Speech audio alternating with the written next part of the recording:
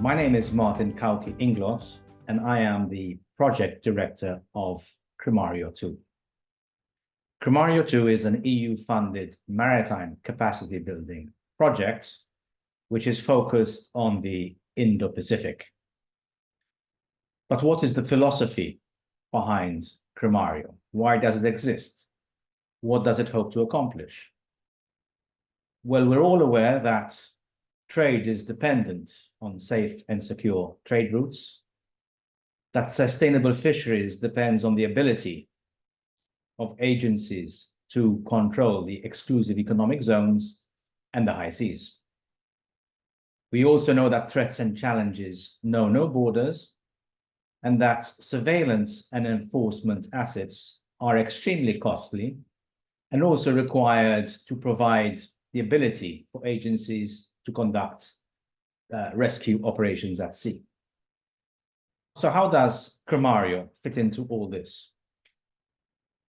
Well, CRIMARIO is a project which has the raison d'etre of supporting like-minded partners better govern their maritime spaces. So we support authorities and agencies which are involved in ensuring for maritime safety, maritime security, and addressing IUU fishing. At the end of the day, if trade routes are more secure, it will be a win-win for all. But what is unique about CRIMARIO? What does CRIMARIO bring that perhaps is lacking in the maritime domain? Well, we are all about promoting interoperability, breaking down those stovepipes at both the national and the regional level. So we encourage navies, coast guards, maritime police, customs, maritime authorities to better engage and collaborate with one another. So in a way, we are a facilitator. And we do this at the operational level and the tactical level. And we have a CivMil approach. At the end of the day, our intention is to facilitate the coordination of operations at sea. Now, how does CRIMARIO go about this business? We have the ability to offer tailor-made solutions to address the different challenges that our partners face. And our point of entry is always through information exchange. Once we have a solid basis in that domain, we then move to exercising, mentoring, and advising. At our disposition, we have a dynamic team of experts from across the globe, all of which are retired Navy, Coast Guard, and police officers. We also have a tool upon which we build our cooperation, and this is called IORIS. And IORIS is a neutral and secure software application which has strong command, control, and communication functionalities coupled to lighter surveillance and analytical tools.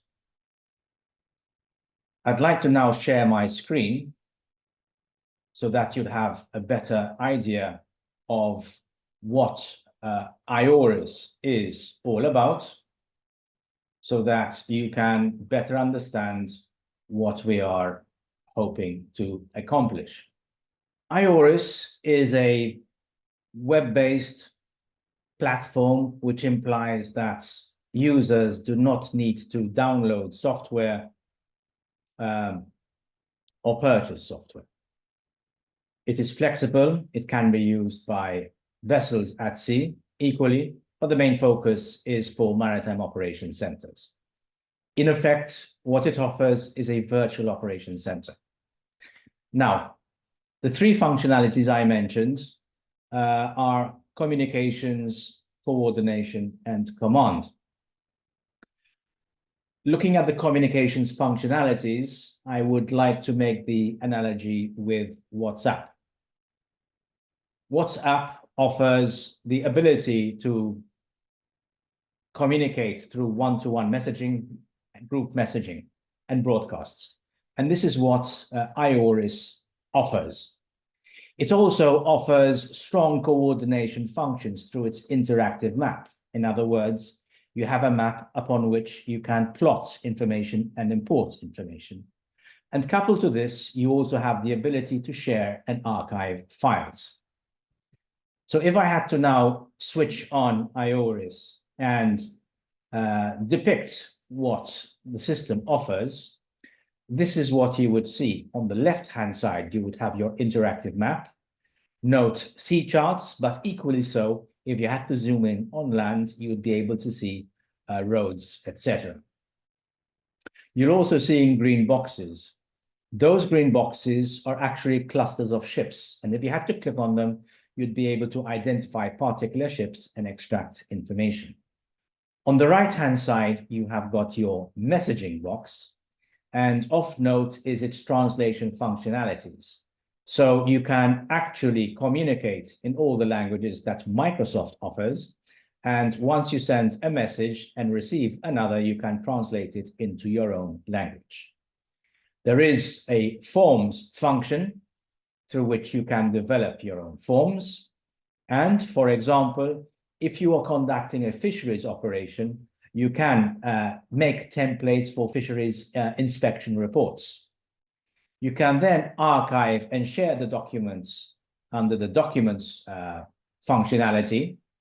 And you can also see who is inside the group by pressing the active users. If, however, you want to communicate with other actors outside your particular group, you can go to the group directory, search counterpart using IORIS, and send private messages. Moving to the next slide, you will now see how you can extract information from vessels which are marked on the map with AIS.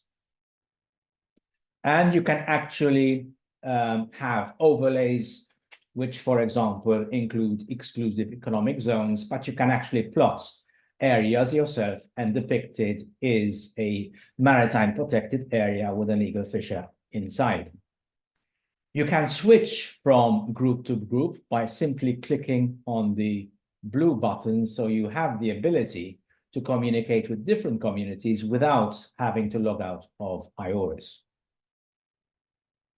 I mentioned lighter surveillance analytical capabilities.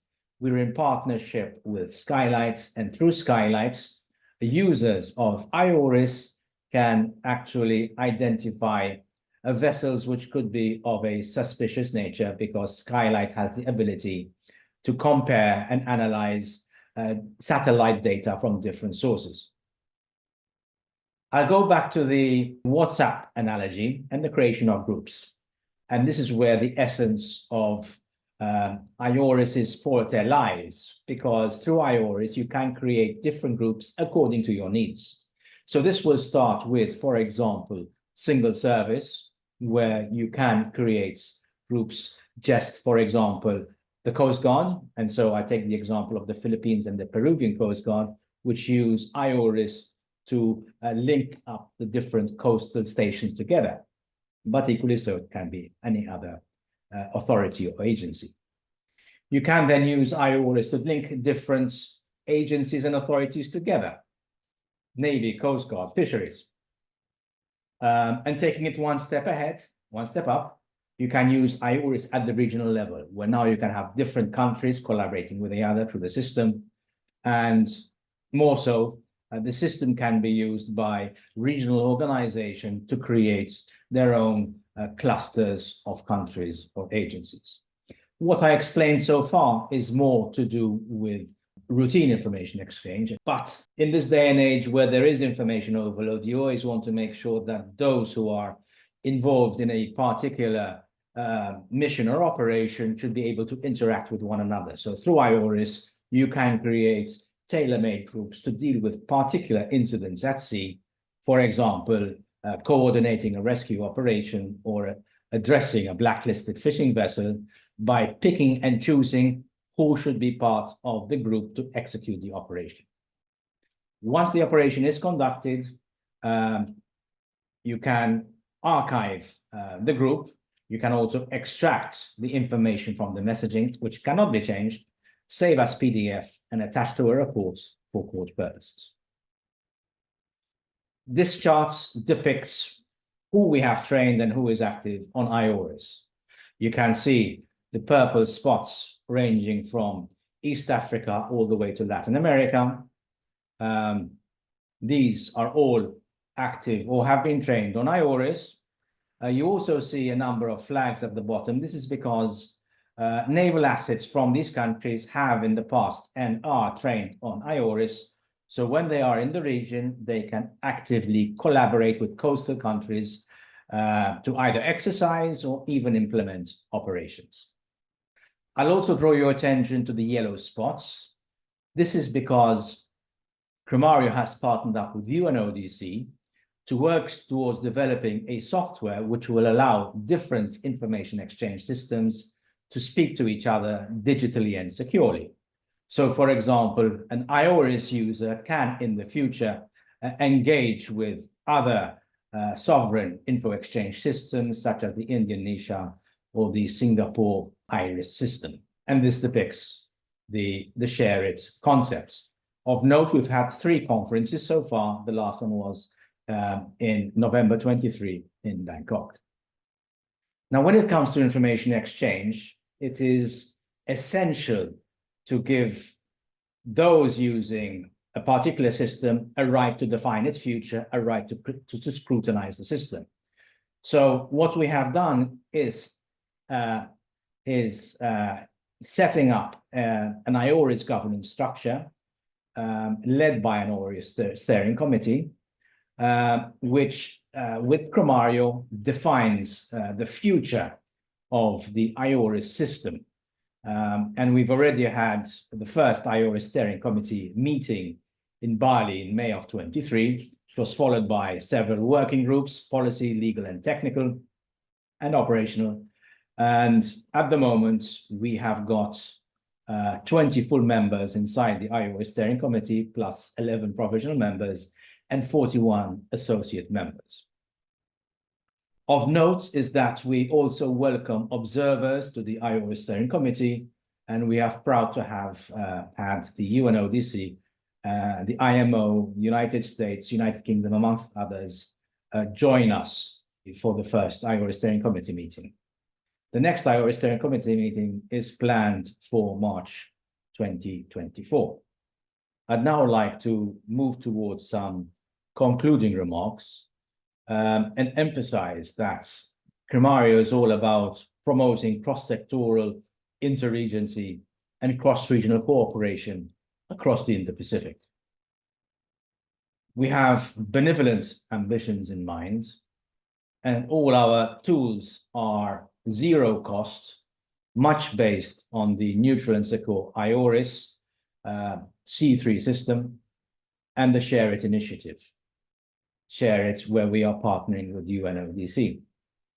Our target audience are therefore Indo-Pacific authorities and agencies, but we can link these to other actors present in the region, which are also active in fostering a safe and secure maritime domain.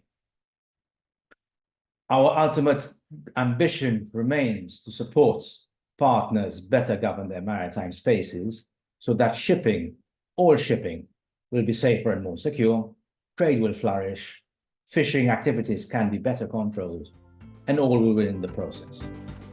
I thank you for your attention.